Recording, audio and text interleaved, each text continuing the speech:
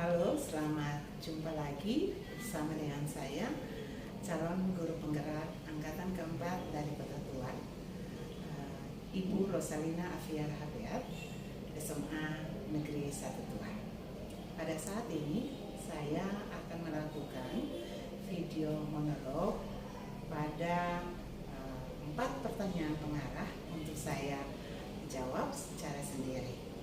Pada pertanyaan yang pertama, bagaimanakah saya nanti mentransfer dan menerapkan pengetahuan yang telah saya dapatkan di program guru penggerak ini di lingkungan bahkan di sekolah setelah saya mengikuti kegiatan ini. Tentu saja setelah saya melakukan program guru penggerak ini, maka saya menambah sekali banyak wawasan pengetahuan saya terkait dengan berbagai informasi baru yang mana dapat saya lakukan. Antara lain, yang pertama, maka tentunya saya akan mentransfer apa yang saya ketahui kepada teman-teman yang ada di sekolah saya, SMA Negeri 1 Tua, pada semua siswa yang saya ajarkan di SMA Negeri 1 Tua, maupun juga pada komunitas pembinaan pendidikan beragama Kristen bagi siswa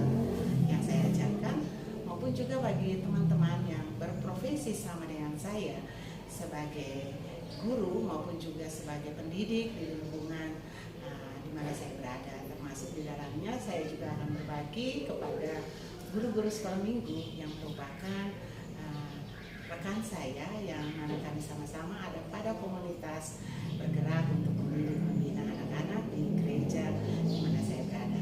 Hal yang kedua adalah saya melakukan sosialisasi lewat media sosial, baik itu Facebook, YouTube, maupun Instagram yang saya miliki.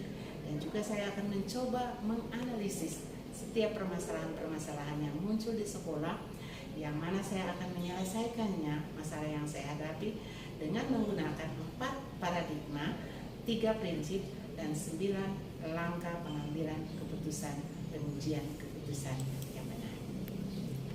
Yang selanjutnya, pada pertanyaan yang kedua adalah apa langkah-langkah awal yang akan saya lakukan untuk memulai mengambil keputusan berdasarkan pemimpin pembelajaran.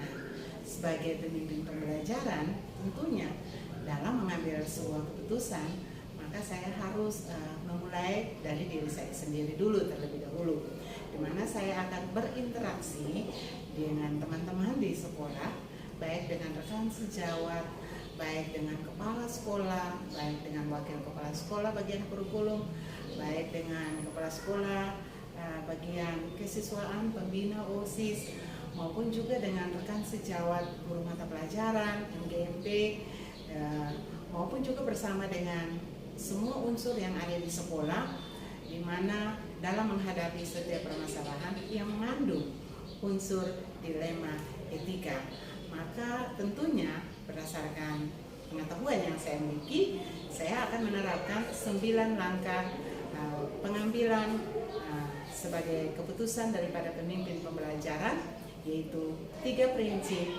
dan 4 paradigma.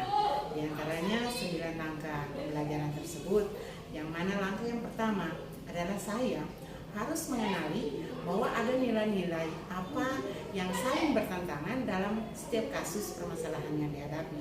Langkah yang kedua adalah saya menentukan siapa saja yang terlibat dalam masalah tersebut.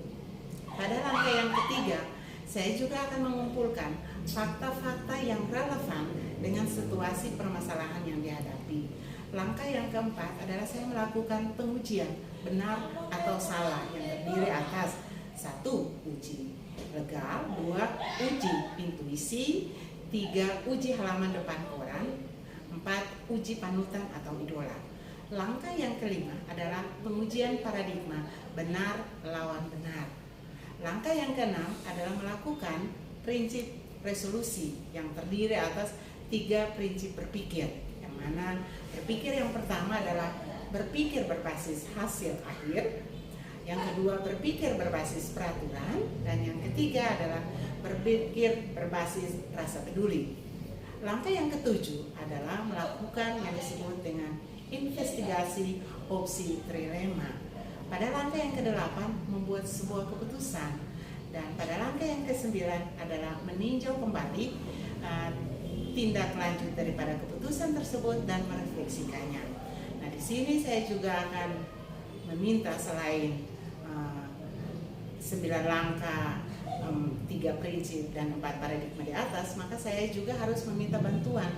Terkadang setiap permasalahan yang saya hadapi, saya meminta bantuan rekan sebagai teman diskusi atau partner sharing untuk menentukan langkah apakah yang akan saya lakukan, yang telah saya ambil, apakah itu tepat atau tidak, tergantung situasi dan kondisi daripada setiap kasus atau persoalan dihadapi. Yang berikut, saya harus mengambil pelajaran untuk dijadikan sebuah acuan bagi kasus selanjutnya yang akan dihadapi. Pada pertanyaan yang ketiga adalah mulai kapan saya akan menerapkan langkah-langkah tersebut? Hari ini, besok, minggu depan, atau kapan berdasarkan rencana yang telah saya buat.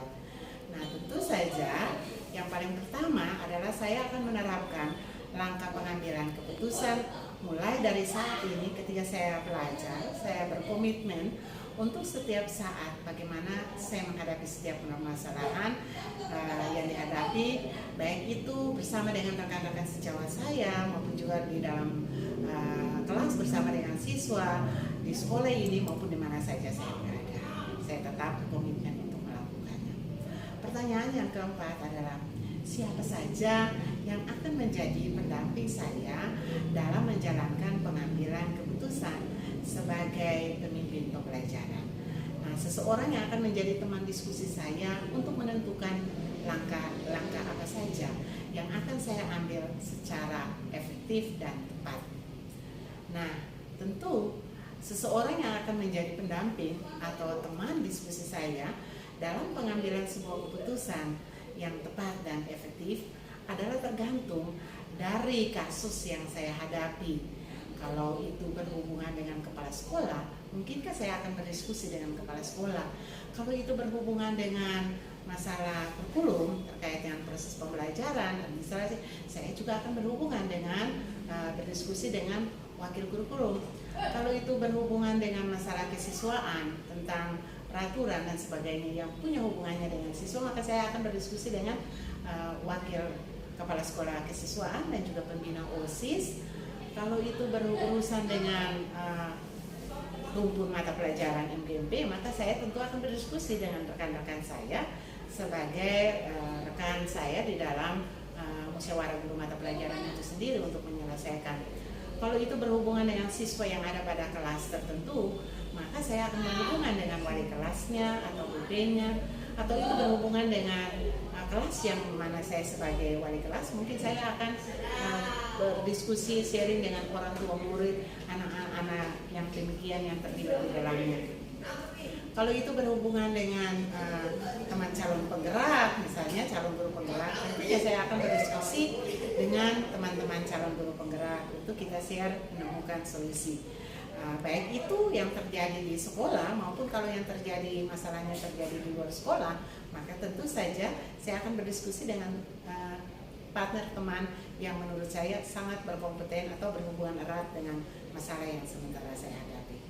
Demikianlah monolog saya terkait dengan 4 pertanyaan pengantar untuk saya refleksikan di saat ini.